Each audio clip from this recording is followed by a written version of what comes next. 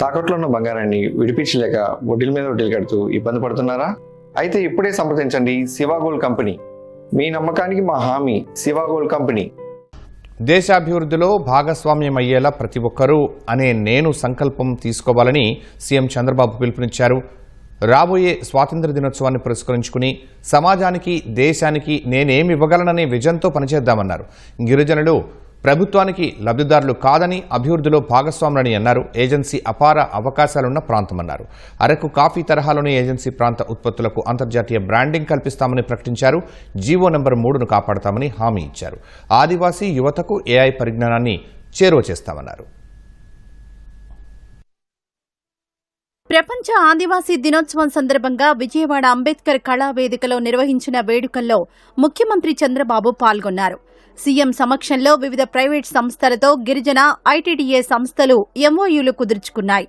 అవకాశాలు కల్పిస్తే అద్భుతాలు సృష్టించగల ప్రతిభ గిరిజనులు, ఆదివాసీల సొంతమని సీఎం అన్నారు. రాష్ట్రపతి ద్రౌపది ముర్ము జీవితం అందరికీ స్ఫూర్తి అని ఉదహరించారు. సంకల్పం ఒక్కటే మార్పు తెస్తుందన్నారు. వ్యక్తిగా విజయం సాధిస్తే దేశ అభివృద్ధిలో భాగస్వాములైనట్లేనని యువతకు సందేశాన్నిచ్చారు. వ్యక్తిగత, కుటుంబ, సమాజ, దేశ అభివృద్ధి కోసం ప్రతి ఒక్కరూ అనే నేను సంకల్పం తీసుకోవాలని పిలుపునిచ్చారు. అవకాశాలు కల్పిస్తే అద్భుతాలు చేయగల సామర్థ్యం ఆదివాసీలకుంది. ఒక సామాన్య ఆదివాసీ మహిళ ద్రౌపది ముర్ము ఈ రోజు మన రాష్ట్రపతి. ఆవిడ జీవితం కూడా ఒక ఆదర్శం. నేను ఏంటి, ఎలా ఎదగాలి, ఈ సమాజానికి, దేశానికి నేను ఏమి ఇవ్వాలి అనే లక్ష్యంతో మనం పనిచేయాల్సిన అవసరం ఉంది. దేశం మనకేమిచ్చిందని కాదు, దేశానికి మనమేమి ఇస్తున్నాం అనేది మనందరం ఆలోచించుకొని ముందుకు పోవాల్సిన అవసరం ఉంది. డాష్ అనే నేను, మీ పేరు పక్కన నేనని పేరు పెట్టుకొని మీరు ఏమవుతారో సంకల్పం చేయండి. 1 ఇయర్లో మీరు ఐఐటికి పోవాలంటే ఐఐటి, ఐఏఎం పోవాలంటే ఐఐఎం, డాక్టర్ కావాలంటే డాక్టర్ అవుతారు.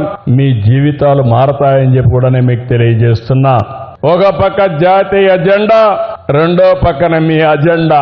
ఈ రెండూ పెట్టుకొని మీరు ముందుకు పోతే మీరు ఏదైనా ఊహించుకోండి, అది సాధించే విధంగా పూర్తిగా సహకరించే బాధ్యత ఈ ప్రభుత్వానిది.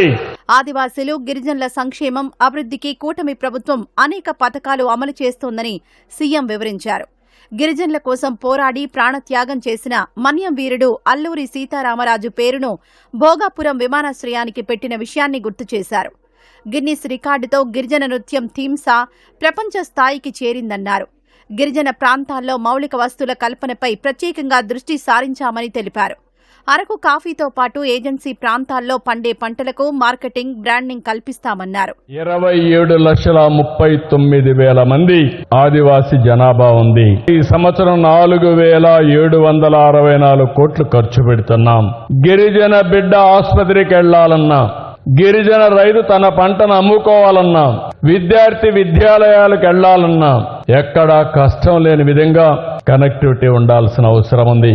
3,22,991 కుటుంబాలకి కొళ్ళాయి ద్వారా నీళ్లు ఇవ్వడానికి ప్రయత్నం చేస్తున్నారు.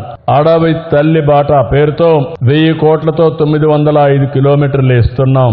డోలీ మోతలు లేకుండా ఫీడర్ అంబులెన్స్లు గాని, 108 గాని, 104 మొబైల్ గాని ఇవన్నీ ఏర్పాటు చేస్తాం.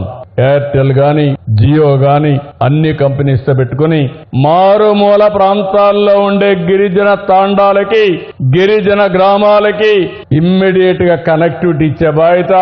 విజయవాడలో ఏ విధంగా అయితే సెల్ ఫోన్ తో మీరు మాట్లాడుకుంటున్నారో, మీ ఊరు నుంచి ప్రపంచంలో ఎక్కడికి మాట్లాడుకోవాలన్నా ఆ ఫెసిలిటీ కనెక్ట్ చేసే బాధ్యత ఈ ప్రభుత్వాన్ని అని చెప్పి మరొకసారి తెలియజేస్తున్నా.